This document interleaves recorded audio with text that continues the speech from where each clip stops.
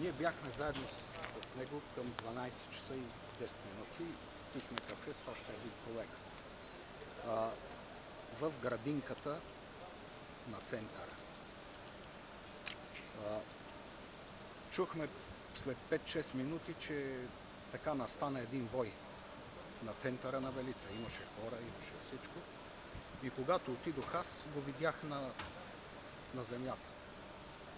Помогнах му първа помощ, обадих се на телефон 112, повиках личния лекар и бърза помощ. Минахме през Разлог, бърза помощ и оттам го докарах тук. Това мога да кажа. Кой за какво го е бил? Колко човека знаете? Нищо не мога да кажа, аз не съм видял. Аз го намерих на земята. По пътя до тук той не ви ли сподели? Не, той така и неадекватен.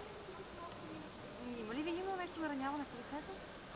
Ами има поддотини, така отляво.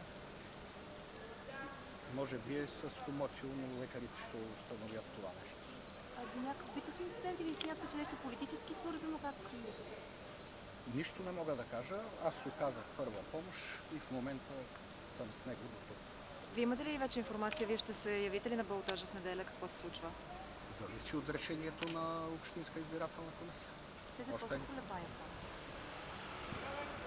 Може би трябва да питате тях. То какво казвате? Казвате, че